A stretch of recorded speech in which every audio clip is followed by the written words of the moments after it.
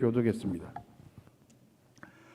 도산 안창호 선생의 이야기입니다. 독립운동가이며 교육갔던 그는 위대한 사상가이지만 정규학력은 거의 없는 분이십니다. 어려서 하나갈 공부했고 언더우드 선교사가 세운 구세 학당에 3년 다닌 것이 전부입니다.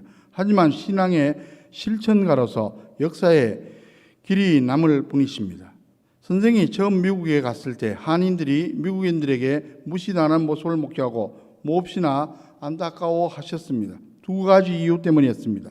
하나는 지저분하다는 것이고 다른 하나는 불성실하다는 것이었습니다. 그러다 보니까 집을 렌트해 주는 것이나 고용하는 것을 꺼렸습니다. 그래서 안창호 선생은 인격 개조를 역설했습니다.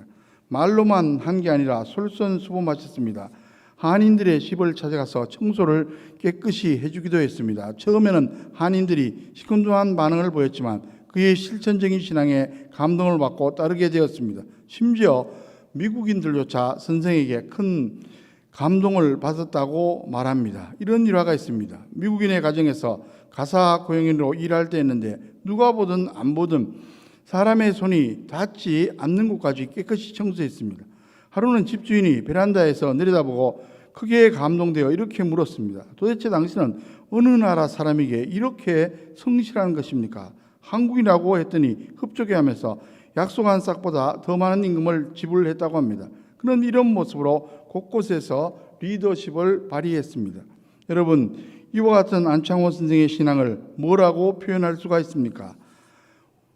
우리말로 한결같음이라 표현해 봅니다. 늘 하나님만 의식하며 살아가기에 하나님을 기쁘시게 하고 결과적으로 사람들에게 큰 감동을 끼치는 신앙입니다. 성경에 보면 여러 인물들 가운데 요셉이 바로 한결같음을 가지고 있었습니다. 많은 사람들이 신앙생활을 해도 한결같이 못하고 변질되는 경우가 얼마나 많은지 모릅니다. 고난이 닥치면 낙심하거나 원망하고 성공하면 교만한 나머지 하나님을 멀리하기 일쑤입니다. 이처럼 조건이나 상황이 바뀐다고 신앙이 흔들려서는 안 됩니다. 그런 신앙은 결코 온전한 신앙이라고 할 수가 없습니다. 어떤 경우에도 변질되지 않은 마치 상록수 같은 신앙이 좋은 신앙입니다. 그러면서 세월이 갈수록 아름답게 성화되는 신앙이 진짜 좋은 신앙입니다. 마치 이런 것입니다. 구약 잠언 4장 18절을 보면 성도의 바람직한 신앙을 이렇게 설명합니다. 의인의 길은 돋는 햇살 같아서 크게 빛나 한낮에 광명에 이르거니와 새벽녘에 희미하게 시작된 햇빛이 시간이 갈수록 점점 더 밝아져 한낮에는 중천의 해가 떠서 찬란한 빛이 되는 것과 같습니다. 그러니까 한결같은 신앙은 하나님을 경외하는 가운데 꾸준함과 점진적인 성화를 경험하는 겁니다. 세월이 흘러 육체는 비록 쇠할지라도 속사람 즉 영혼과 인격은 갈수록 성화되는 겁니다. 사도 바울은 그런 신앙을 이렇게 말씀합니다.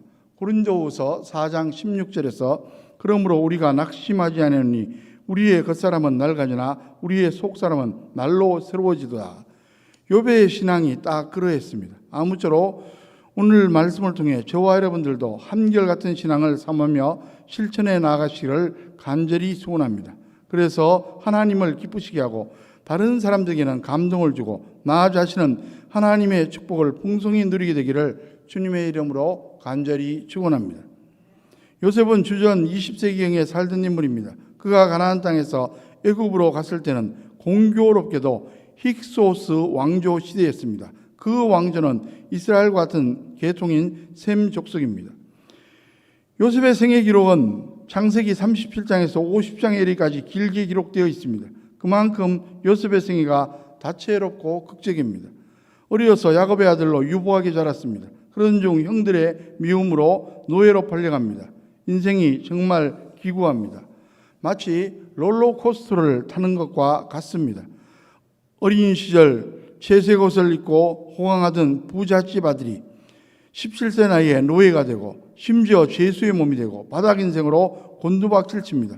그랬더니 30세 이랴 대제국의 총리가 되어 천하를 호령합니다.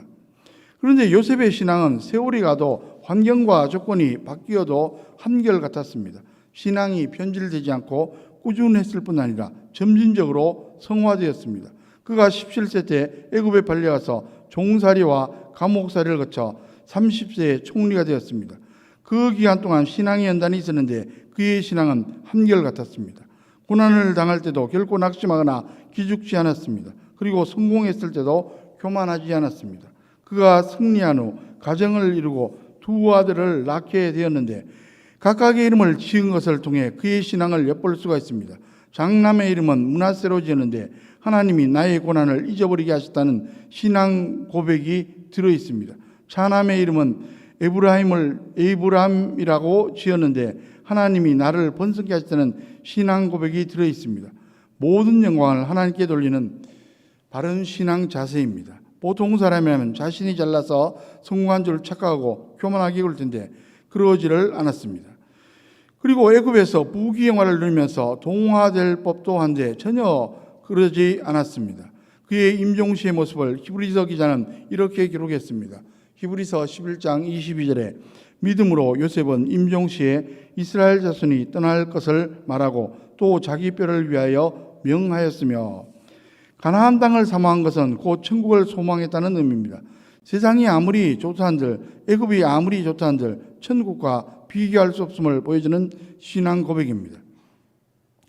요셉의 이런 모습은 신앙에서 우러나오는 겁니다. 하나님도 그의 신실한 신앙을 아셨지만 주변 사람들, 심지어 불신자들조차 알아보았습니다. 요셉이 친위대장 보디발의 집에서 종살이를 할 때 그 주인이 알아보았습니다. 39장 3절에 그의 주인이 여호와께서 그와 함께 하심을 보며 또 여호와께서 그의 범사에 형통하게 하심을 보았더라. 그리고 후일 요셉이 바로왕의 부름을 받고 꿈을 해석해 주었을 때도 마찬가지였습니다. 7년 풍년 이어서 흉년 7년이 이어질 것이므로 이러저러하게 대비하라고 충고하자 바로왕과 신하들이 감탄합니다. 41장 38절에 바로가 그의 신하들에게 이르되 이와 같이 하나님의 행에 감동된 사람을 우리가 어찌 찾을 수 있으리요. 신앙에서 나온 한결같은 덕목들이 요셉의 생애에 현장에서 그대로 나타납니다. 여러 가지 있지만 대표적인 것들을 우선 살펴보고자 합니다. 첫째, 용기입니다. 그는 고난이 닥쳐왔을 때 낙심하지 않았습니다. 용기를 내서 고난을 헤쳐나갔습니다. 그 원동력은 하나님이 함께해 주심에 있었습니다. 그의 생애 기록을 보면 계속 반복되어 나타나는 표현이 있습니다. 여호와께서 요셉과 함께 하셨더라. 창세기 39장 2절, 3절, 21절, 23절에 나타나 있습니다. 요셉은 현실의 고난이 아무리 커도 하나님을 바라보았습니다. 그럴 때 용기를 낼 수가 있었고 결국은 승리합니다. 구약 이사야 40장 31절 말씀 그대로입니다. 오직 여호와를 앙망하는 자는 새 힘을 얻으리니 독수리가 날개치며 올라감 같을 것이요 다른 박제라 해도 곤비하지 아니하겠고 걸어가도 피곤하지 아니하려다. 낙심한 이스라엘에게 주셨던 말씀으로 하나님을 믿음으로 바라보면 새 힘을 얻고 승리할 수 있음을 강조한 말씀입니다. 사람은 누구나 환경에 따라 시각과 기분이 달라집니다. 마치 날씨에 따라 오르내리는 온도계와 같습니다.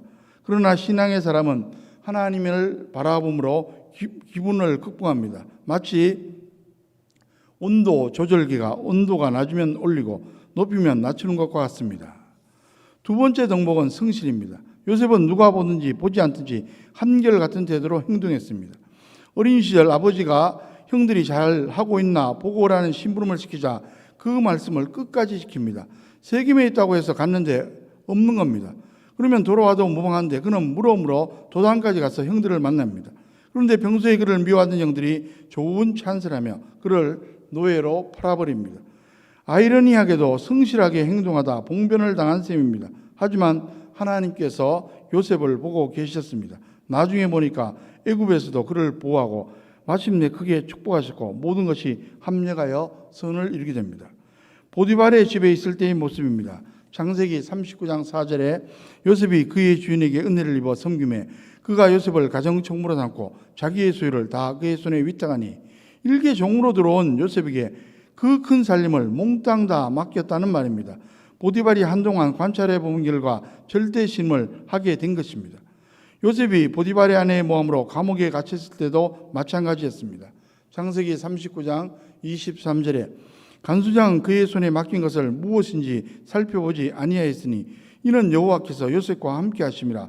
여호와께서 그를 범사에 형통하게 하시더라.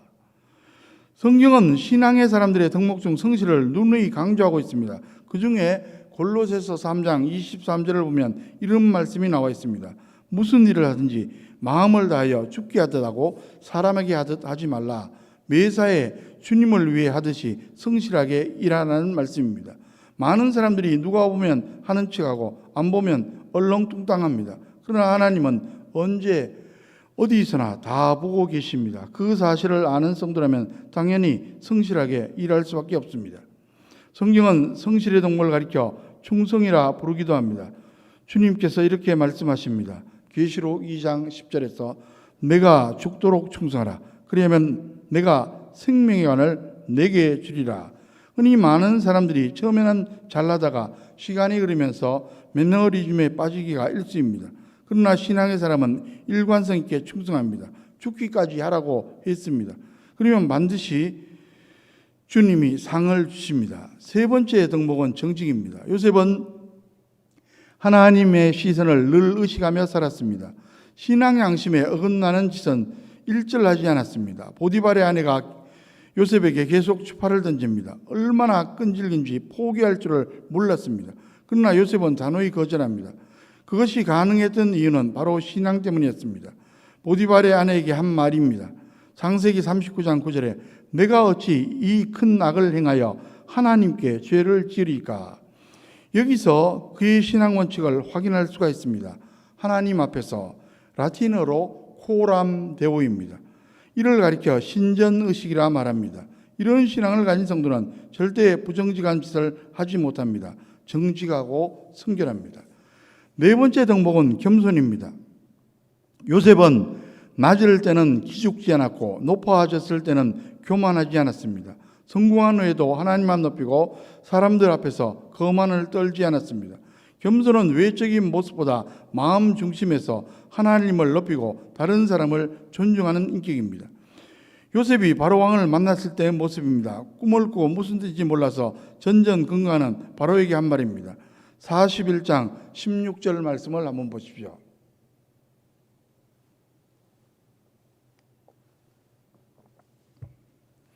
요셉이 바로에게 대답하여 이르되 내가 아니라 하나님께서 바로에게 편안한 대답을 하시리이다. 자신을 전혀 드러내지 않습니다. 자신이 꿈을 해석하는 실력자라고 은근히 과시할 수 있는 기회였지만 자신을 낮추고 모든 영광을 하나님께 돌립니다. 그렇다고 왕 앞에서 설설 기지도 않았습니다. 당당하면서도 겸손한 모습입니다. 나중에 요셉이 총리가 된 후 애굽으로 양식을 사러 온 형제들과 상봉했을 때도 그는 동일한 태도를 보입니다. 그는 출세했다고 자랑하고 거들먹거리지 않았습니다. 오직 하나님의 은혜라고 고백합니다. 말끝마다 하나님께 영광을 돌렸습니다. 독일의 음악가 바하는 겸손한 신앙인이었습니다. 작곡을 하고 악보를 쓸 때마다 여백에 이렇게 표시했다고 말합니다. S, D, G, 솔리 데오 글로리아 라틴어인데 오직 하나님께 영광을, 그런 뜻입니다. 작곡한 게 자신의 재주로 한 것이 아니라는 겁니다. 하나님께서 영감을 주시고 은혜를 베풀어서 한 것이기에 오직 하나님께 영광을 돌린다는 뜻입니다. 하나님께서는 겸손한 사람을 좋아하십니다. 스스로 높아지려고 애를 쓰는 사람은 불신앙의 사람입니다. 하나님께서는 겸손한 사람에게 은혜를 베푸시고 기회가 올 때 그를 높여주십니다. 야고보서 4장 6절에 하나님이 교만한 자를 물리치시고 겸손한 자에게 은혜를 주신다 하였느니라. 야고보서 4장 10절에 주 앞에서 낮추라. 그리하면 주께서 너희를 높이시리라. 다섯째 덕목은 사랑입니다. 요셉은 섬김과 용서 그리고 사랑의 사람이었습니다. 감옥에 갇혔을 때 자기 코가 석자했지만 죄수들을 잘 보살펴줍니다. 창세기 40장 7절에 요셉이 그 주인의 집에 자기와 함께 갇힌 바로의 신하들에게 묻되 어찌하여 오늘 당신들의 얼굴에 근심의 빛이 있나이까. 그는 섬김의 사람이었음을 알 수가 있습니다. 그가 형들에게 당한 것을 생각하면, 보디발의 아내에게 당한 것을 생각하면 한이 서리서리 맺힐 수 있습니다. 그런데 그는 그들을 깨끗이 용서합니다. 보디발의 아내에 대한 언급은 없지만 용서했을 것으로 추측 가능합니다. 아버지 야곱이 죽자 형들이 요셉의 보복이 두려워서 떨고 있습니다. 그에게 용서를 구합니다. 그때 요셉이 어떻게 행동합니까? 창세기 50장 21절에 당신들은 두려워하지 마소서. 내가 당신들과 당신들의 자녀를 기르리다 하고 그들을 간구한 말로 위로하였더라. 오히려 형들을 위로하고 그들과 조카들을 끝까지 부양하겠다고 약속합니다. 용서를 넘어 사랑을 베푼 겁니다. 이와 같은 한결같은 요셉의 모습은 모든 신앙인의 귀감입니다. 여러분 꼭 기억하시기 바랍니다. 하나님께서는 언제 어디서 무엇을 한지 항상 우리를 보고 계십니다. 그 하나님이 우리에게 기대하는 바는 바로 한결같음입니다. 부디 요셉처럼 세월이 가고 상황이 바뀌어도 변질되지 않고 꾸준하고 갈수록 성화되는 한결같은 신앙이 되시기 바랍니다. 그래서 하나님을 기쁘시게 하고 사람들에게는 감동을 주면서 본인도 행복한 인생을 살아가시기를 주님의 이름으로 간절히 축원합니다. 여러분, 역사는 사람 중심으로 움직이는 것이 아니라 하나님 중심으로 움직입니다. 우리는 인간의 역사를 말하지만 사실 그것은 하나님의 역사입니다. 우리는 영웅 강한 사람들을 중심으로 역사를 기록하지만 역사는 하나님의 사람들을 기초로 해서 기록되는 겁니다. 역사는 하나님이 만드시고 하나님의 사람들이 움직입니다. 잠언 16장 1절은 이렇게 말씀합니다. 마음의 경영은 사람에게 있어도 말의 응답은 여호와께로부터 나느니라. 사람이 계획을 할지라도 그 계획을 이루시는 분은 여호와 하나님이십니다. 우리는 이런 성경적인 역사 철학을 가지고 있어야 합니다. 역사는 하나님을 중심으로 움직이는 것임을 알아야 합니다. 하나님의 사람 요셉을 통하여 우리는 이것을 볼 수가 있습니다. 요셉의 주변에는 사람들이 많았습니다.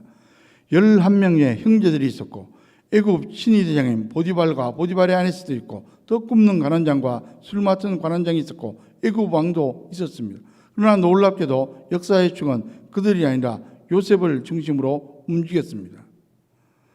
저는 기도하는 사람이 역사를 움직이는 주인공이라고 믿고 있습니다. 세상을 변화시키는 주인공이라고 믿고 있습니다.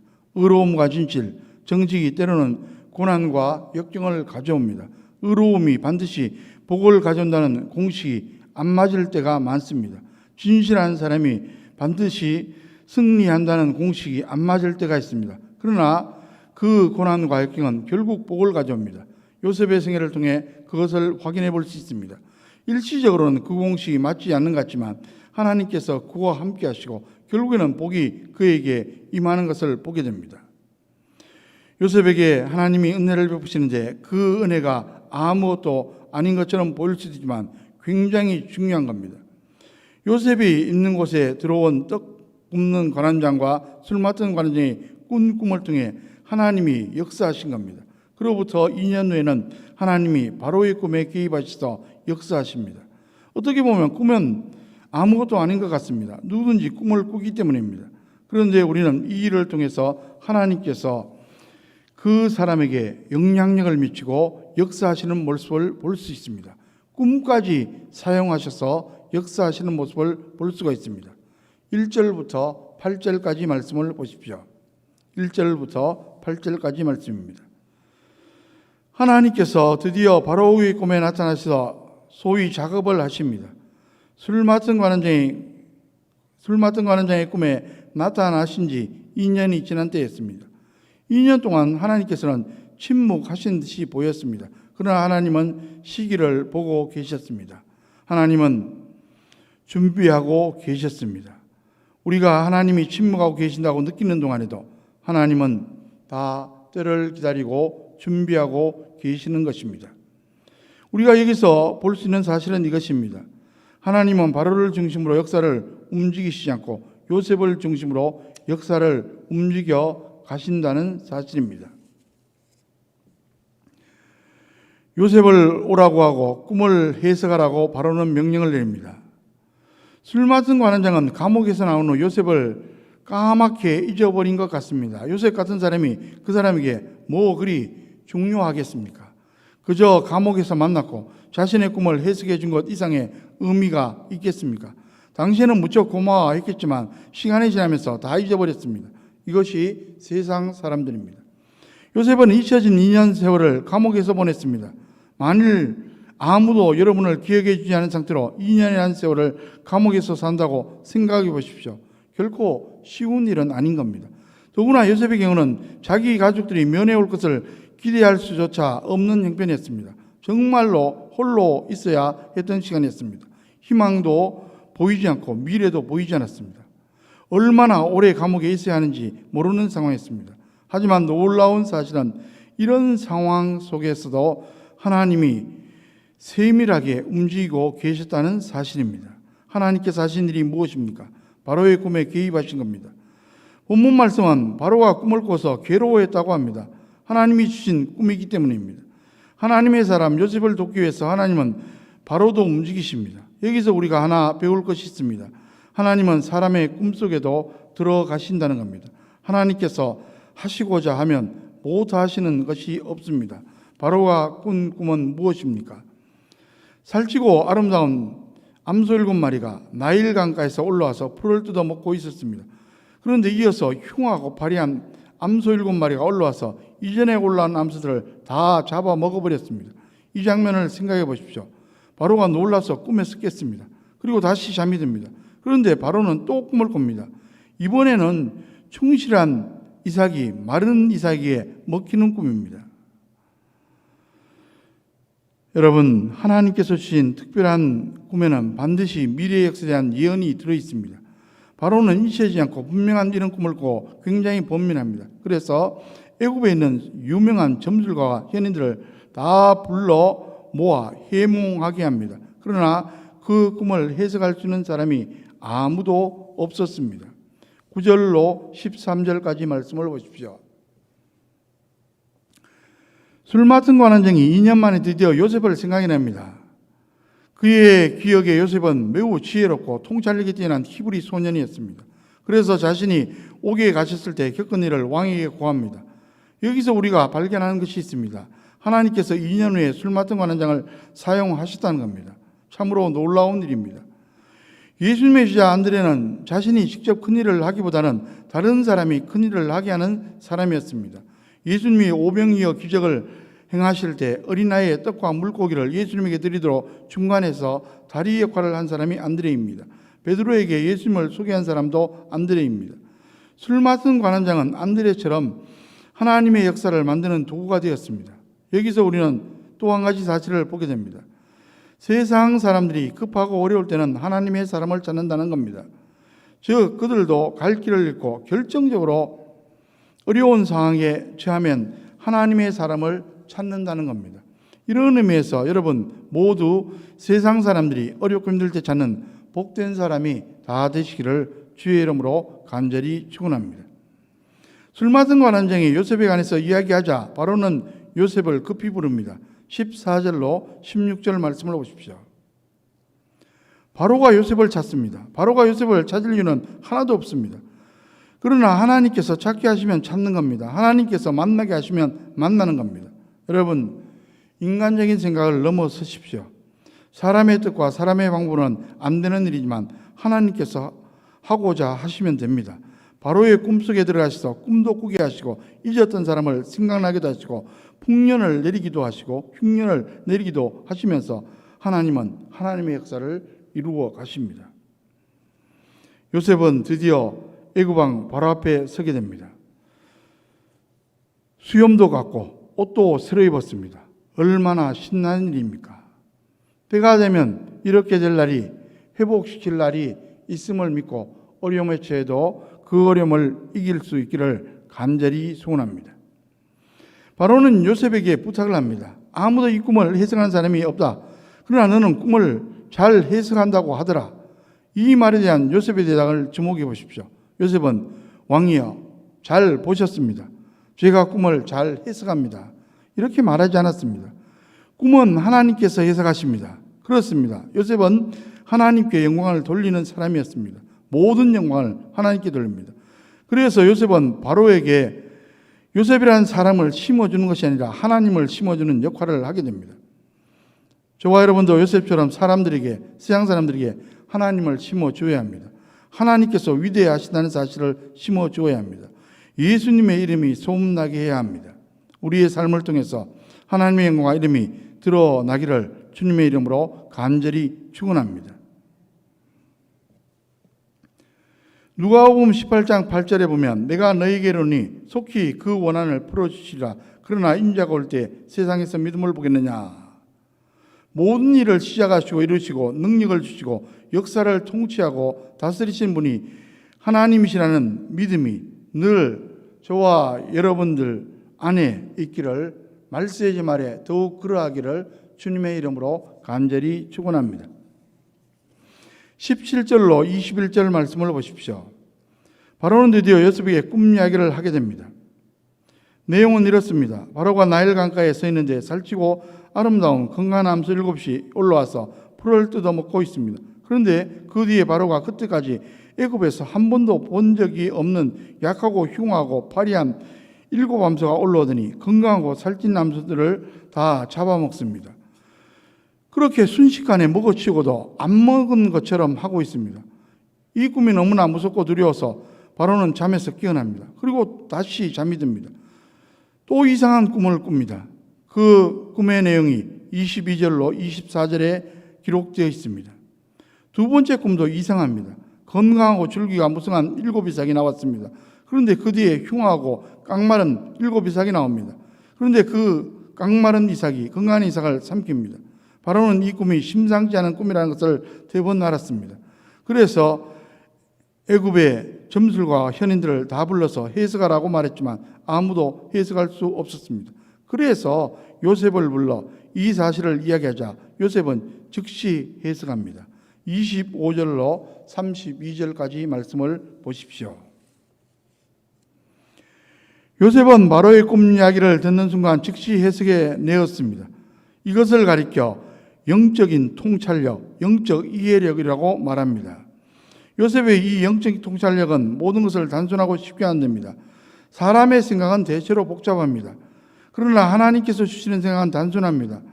바로가 이 꿈을 꾸고 얼마나 고민합니까? 왜 그렇게 번민합니까? 인간적으로 해석해 보려고 했기 때문입니다.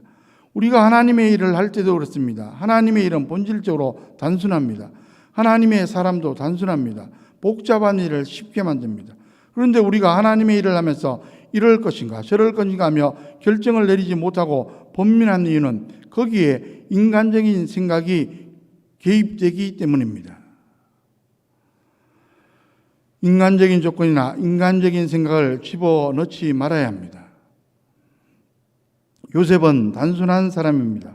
정직한 사람입니다. 의로운 사람입니다. 그래서 사람 눈치 보지 않습니다. 해석이 간단합니다. 요셉은 이렇게 해석합니다. 2개의 꿈은 실은 하나고 7소는 7년을 의미합니다. 좋은 암소는 풍년이고 파리하고 흉악한 소는 흉년입니다. 좋은 이삭도 7년을 의미하고 7 흉악한 이삭도 7년을 의미합니다. 얼마나 간단합니까? 바로가 그렇게 골머리를 앓던 문제가 요셉의 몇 마디에 모두 해결되어 버린 겁니다. 이런 요셉의 모습이 하나님의 사람의 모습입니다. 33절로 36절까지 말씀입니다. 요셉의 모습에서 우리는 잘 전달하는 지혜도 있음을 볼 수가 있습니다. 어떤 사람은 정직한 말을 하는데도 듣는 사람들을 화나게 합니다. 전달하는 지혜가 없기 때문에 그렇습니다. 그 사람의 말이 분명히 옳은데도 주장하는 방법이 서툴고 미숙하고 지혜롭지 않아서 남에게 상처를 주는 겁니다. 그러나 어떤 사람은 지혜롭게 말해서 상대방에게 상처를 주지 않고 격려하면서 문제를 고치게 해주고 복을 받도록 해줍니다. 요셉이 바로 그런 사람입니다. 여러분, 이렇게 기도해 보십시오. 하나님 아버지, 성령으로 말미암아 저에게 영적인 통찰력과 밝고 맑은 지혜를 주시옵소서. 그래서 제가 가는 곳마다 모든 사람에게 하나님의 복과 하나님의 능력을 보여주게 하여 주시옵소서. 본인만 그렇게 기도하는 것이 아니라 자녀, 후손, 가정을 위해서도 그렇게 기도해야 합니다. 이런 사람을 다른 사람들이 어떻게 좋아하지 않고 필요하다고 하지 않겠습니까? 이런 사람들은 세상을 밝고 건강하게 만들 수 있는 하나님의 사람입니다. 36절 끝부분 말씀이 참으로 좋습니다. 36절 말씀을 보십시오.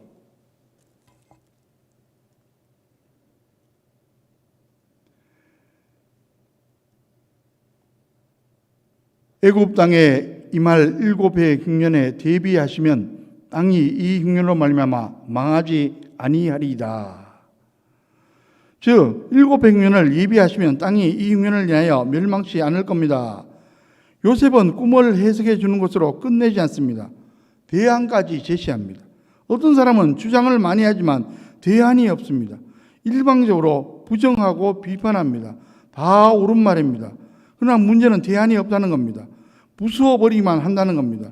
부수는 것이 물론 필요하겠지만 부수는 것만은 중요하지 않습니다. 건설해야만 합니다. 사도행전 6장 3절은 초대교회 평신도 지자를 세우는 기준을 제시합니다. 형제들아 너희 가운데서 성령과 지혜가 충만하여 칭찬받는 사람 7을 택하라. 우리가 이 일을 그들에게 맡기고, 이것이 지도력의 모범입니다. 성령과 지혜가 충만하여 사람들에게 인정받고 칭찬받는 사람이 진정한 리더입니다. 이것이 초대교회 리더십에서 가장 중요한 것이었습니다. 요셉이 제시한 대안은 이렇습니다. 첫째, 명철하고 지혜로운 지도자를 세우라는 겁니다. 둘째, 그들에게 나라의 일을 치리하게 하고 풍년과 흉년을 대비하게 하라는 겁니다. 셋째 대안은 좀 더 구체적입니다. 풍년일 때 모든 국민이 낭비와 사치를 하지 않게 하고 공물을 잘 저장해 두라는 겁니다. 7해 풍년에 때는 세금을 수입의 5분의 1인 20%까지 거두어야 합니다. 그래서 창고를 짓고 거기다가 곡식을 저장해야 합니다. 그러면 아무리 흉년이 올지라도 국민이 어려움을 당하지 않을 겁니다. 위기를 이겨낼 수가 있을 것입니다. 요셉의 해석을 들은 왕과 신하들은 해석에 감동을 받습니다.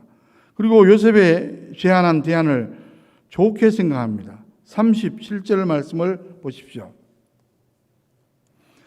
바로와 그의 모든 신하가 이 일을 좋게 여긴지라. 놀랍게도 한 사람도 반대하지 않습니다. 모든 사람이 이 말을 듣고 순식간에 이것은 하나님의 아이디어다, 하나님의 해석이다 하고 공감합니다. 요셉이 제안한 대로 정말로 명석한 관리를 뽑아서 앞으로 일어날 재앙과 흉년을 대비할 수 있다면 이것보다 더 좋은 메시지는 없다고 생각하는 겁니다. 7년 풍년 동안 잘 대비하면 7년 흉년을 극복할 수 있다는 사실이 왕과 신하들에게 위로와 희망을 주었습니다. 여기서 우리가 배울 메시지가 있습니다. 진정한 하나님의 사람은 모든 사람에게 꿈과 희망을 준다는 겁니다. 저는 이런 의미에서 복음을 깨달은 사람, 하나님을 믿는 사람은 그 시대의 희망을 불어넣는 사람이라고 생각합니다. 죽어가는 사람을 살리는 사람, 절망하는 사람들에게 용기를 주는 사람이 바로 저와 여러분의 사실을 요셉을 통하여 확인할 수가 있는 겁니다. 계속해서 38절 말씀을 보십시오.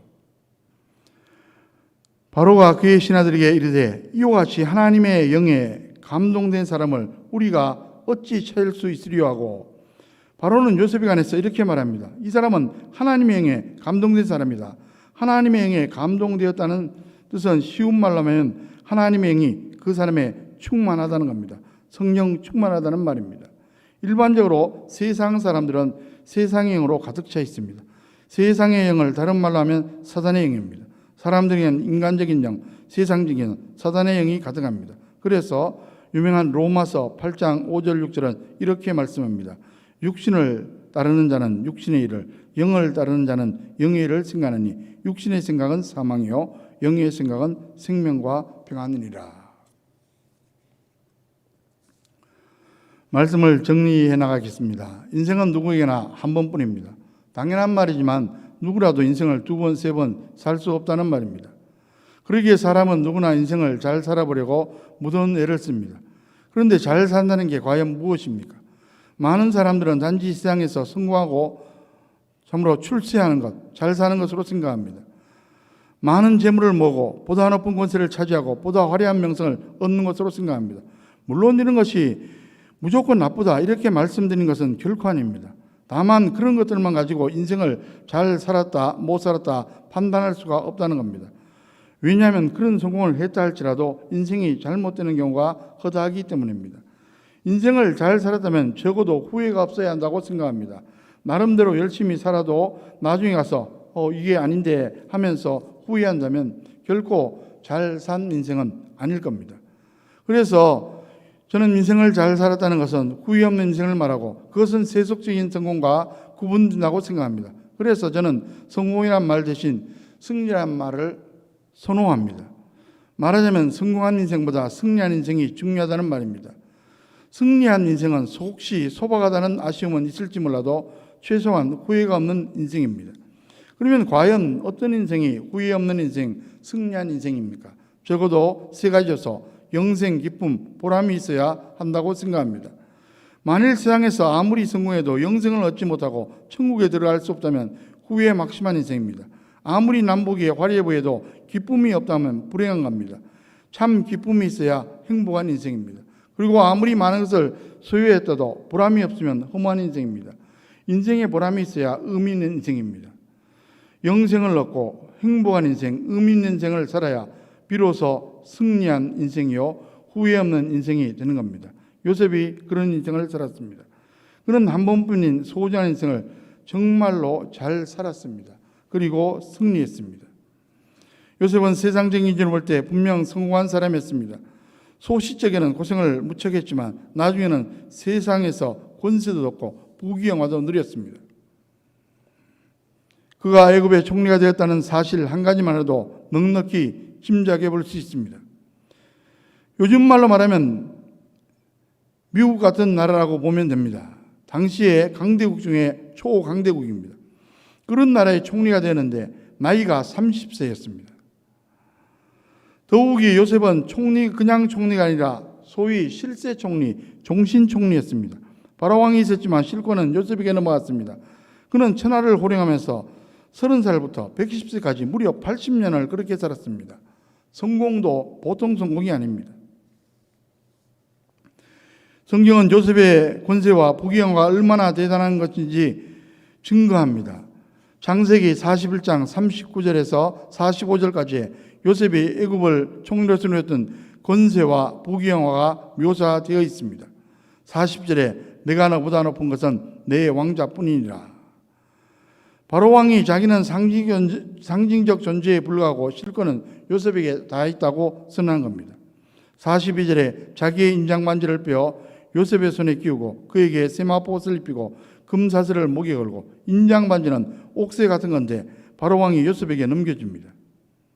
43절에 자기에게는 버금수레에 그를 태우며 무리가 그의 앞에서 소리지를 엎드려 하더라. 버금수레는 요즘으로 말하면 왕이 타는 승용차와 동종의 자동차 2호차를 의미합니다. 그리고 요셉의 행차하면 모든 백성이 엎드려 절합니다. 여러분 어떻습니까? 대단하지 않습니까? 세상에 누가 이보다 더 큰 권세와 더 화려한 부귀영화를 누릴 수가 있겠습니까? 엄청난 성공의 인생입니다. 그러나 우리가 기억할 게 있습니다. 성경에 요셉의 인생이 기록된 것은 이런 성공 스토리 때문이 아니라는 사실입니다. 거듭 말씀드리거니와 세속적인 성공이 무조건 인생 승리가 아니라는 사실입니다. 요셉이 성공하는 것이 나쁘지 않지만 만일 그가 성공을 가지고 인생을 잘못 살았다면 별게 아니었을 겁니다. 그 권세를 가지고 영생을 얻지 못했다면, 그 부귀영화를 가지고 기쁨과 보람을 얻지 못하면, 그래서 행복한 인생이 의미 있는 인생을 살지 못했다면 결코 승리한 인생이 아니었을 겁니다. 차라리 세상에서 성공하지 못하고 소박한 모습으로 살았다 할지라도 행복하고 의미 있는 인생을 사는 편이 훨씬 더 나은 겁니다. 잠언 30장을 보면 유명한 아구레의 기도가 나옵니다. 이 기도를 보면 환경 조건에 따라 신앙이 흔들릴 수 있음을 알 수가 있습니다. 어쩌면 성공했을 때 신앙이 잘못되는 경우가 더 많을지도 모릅니다. 잠언 30장 8절 9절에 나를 가난하게도 마옵시고 부하게도 마옵시고 오직 필요한 양식으로 나를 먹이시옵소서. 혹 내가 배불러서 하나님을 모른다. 여호와가 누구가 할까 하며 혹 내가 가난하여 도둑질하고 내 하나님의 이름을 욕되게 할까 두려워함이니이다. 악으로는 풍요했다나 풍부했다나 믿음을 지킬 수 있도록 간절히 기도합니다. 요셉은 아구레의 기도를 현장에서 이룬 사람입니다.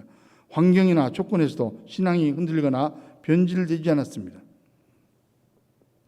요셉은 성공한 후에도 늘 감사하는 신앙을 가지고 살았습니다. 교만해지거나 우쭐대지 않았습니다. 이러한 감사 신앙이 요셉을 행복한 인생으로 만들었습니다. 사람이 행복한 것은 환경 조건으로 되는 것이 아닙니다. 늘 말씀드리지만 감사할 때에 행복해집니다. 아무리 좋은 환경과 조건을 갖고 성공한 사람에도 감사할 줄 모르면 여전히 불행합니다. 인간의 욕심은 끝이 없습니다. 감사하지 못하고 욕심이 계속 커지면 아무리 큰 성공을 거둔 사람도 행복할 수 없습니다. 그러므로 저와 여러분 감사의 신앙을 가지시기를 원합니다. 그래서 늘 행복한 인생 살아가시기를 주의 이름으로 간절히 축원합니다. 여러분, 행복한 인생이 물론 좋지만 인간은 그보다 더 높은 가치를 추구하는 존재입니다. 보람 있는 인생, 의미 있는 인생을 추구합니다. 이와 같은 인생을 위해서는 감사의 삶을 넘어 헌신의 삶을 살아야 합니다. 요셉은 감사하는 신앙이 있었지만 거기서 머물지 않았습니다. 헌신의 신앙을 가지고 살았습니다. 총리가 된 게 중요한 게 아니라 총리가 된 후 그 권세를 갖고 하나님께 헌신했다는 사실이 중요합니다. 요셉은 바로왕의 꿈을 통해 파악한 대로 7년 풍년, 7년 흉년을 잘 대비했습니다. 풍년의 때에 양식을 많이 저장해 두었습니다. 그 후 중년이 닥치자 그 양식을 방출해서 애굽의 백성들, 심지어 주변 나라의 많은 백성들에게 쌍값에 공급해 주었습니다. 요즘식으로 말하면 정부미를 방출한 겁니다. 56절에 자세히 나와 있습니다. 더욱 중요한 것은 가나안 땅에 거주하던 동족 이스라엘을 흉년으로부터 구원해 준 겁니다. 총리의 권세를 가지고 하나님의 선한 뜻을 위해 멋지게 헌신했다는 말입니다. 하버드대에서 이런 실험을 했습니다. 의대생들에게 봉사활동을 시킨 후 검사해 보니까 그렇지 않은 경우보다 인체 속에 바이러스와 싸우는 면역 기능이 향상되었다는 실험 결과입니다. 봉사활동을 하고 심지어 그런 장면을 보거나 그런 이야기를 듣기만 해도 심지어 연상만 해도 어느 정도 그런 효과가 나타난다는 사실입니다. 헌신의 삶을 살면 기쁨이 넘친다는 사실을 증명해주는 연구 결과입니다. 또한 미국의 석유 재벌 록펠러의 이야기도 우리가 잘 알고 있지만 이런 사실을 증거해 줍니다. 그는 53살에 세계 최고 부자가 되었습니다. 그런데도 행복하지 않았습니다. 그런 중 55세에 불치병으로 사형 선고를 받게 됩니다. 앞으로 1년밖에 살 수 없다는 것이었습니다. 세상의 성공을 위해서 그토록 줄기차게 달려왔는데 이제 성취했는데 이것이 뭔가는 휘한이 밀려와 괴로워하고 있었습니다. 어느 날 검진을 받으러 휠체어를 타고 병원 복도를 지나다가 벽에 걸린 액자에 적혀있는 성구를 우연히 보게 됩니다. 받는 자보다 주는 자가 복이 있도다. 이 말씀을 보는 순간 마음에 전율이 느껴지고 눈물이 왈칵 쏟아졌습니다. 그때 마침 소란한 소리가 들려왔습니다. 알아보니까 병원비가 없는 소녀 환자의 어머니가 병원 직원에게 울며 불며 통사정을 하는 소리였습니다. 너무나 딱해서 비서를 지켜 은밀하게 병원비를 지불해 줍니다. 그 소녀가 회복되어 퇴원하는 모습을 조용히 지켜보며 그럼 매우 기뻐합니다. 그런 기쁨은 평생 처음이었습니다. 회고해 보니까 자신이 어려서부터 신앙생활을 열심히 해왔지만 지금까지 축복만 구하며 달려왔지 남에게 베푸는 헌신의 삶이 없었습니다. 이때부터 그의 자선사업이 왕성하게 시작됩니다. 교회를 세우고 학교와 병원, 사회복지기관을 세우는 등 엄청난 기부활동을 합니다. 록펠러 재단 이때 생긴 겁니다. 그런데 신기한 것은 헌신의 삶을 추구하면서 불치의 병이 완전히 치유됐다는 사실입니다. 98세까지 건강하게 장수했습니다. 후일그는 자서전에 이렇게 기록합니다. 내 인생 전반에는 쫓기며 살았다. 그러나 후반에는 너무나 행복하고 보람있는 인생을 살았다. 헌신의 삶이 얼마나 좋은 것인지 깨우쳐주는 유명한 일화입니다. 저와 여러분들은 요셉처럼 또 여러 신앙의 선배들처럼 헌신의 삶을 살아야 합니다. 신앙생활이 여기까지 이르러야 합니다. 여러분, 하나님께서 우리에게 맡겨주신 소유는 크게 세 가지가 있습니다. 영어로 3T입니다. 재물, 시간, 재능. 이런 것들은 인생의 목적이 아니라 수단이요 도구에 불과합니다. 많은 사람들이 여기서 착오를 일으킵니다. 수단을 목적으로 오해하고 이런 것들을 위해 줄기차게 달려갑니다. 성취하면 성취하는 대로 행복하지 못하고 성취하지 못하면 못하는 대로 행복하지 못합니다. 앞서 말씀드린 대로 인간은 하나님 앞에 감사하며 헌신할 때 기뻐할 수 있습니다. 사람은 이 세상에만 사는 것이 아닙니다. 영원한 내수도 있습니다. 예수 믿고 천국에 가야 합니다. 그런데 똑같이 천국에 들어가도 지상에서 인생을 어떻게 살았냐에 따라 영원한 이름이 각각 다릅니다. 진짜 승리는 영원한 이름이 빛나는 겁니다. 세상에서 반짝하는 건 별것이 아닙니다. 다 흘러가고 사라지는 겁니다. 다니엘 12장 3절에 지혜 있는 자는 궁창의 빛과 같이 빛날 것이요 많은 사람을 옳은 대로 돌아오게 한 자는 별과 같이 영원토록 빛나리라. 여러분, 우리는 인생을 어떻게 살고 있습니까? 무엇을 위해 살고 있습니까? 승리의 인생을 위해서 계속 살아가시기 바랍니다. 하나님의 선한 뜻을 위해 헌신의 삶을 계속 살아가시기 바랍니다. 부디 이런 삶으로 승리하는 저와 여러분의 가정, 자녀, 후손들 다 되시기를 주님의 이름으로 간절히 축원합니다. 기도하겠습니다.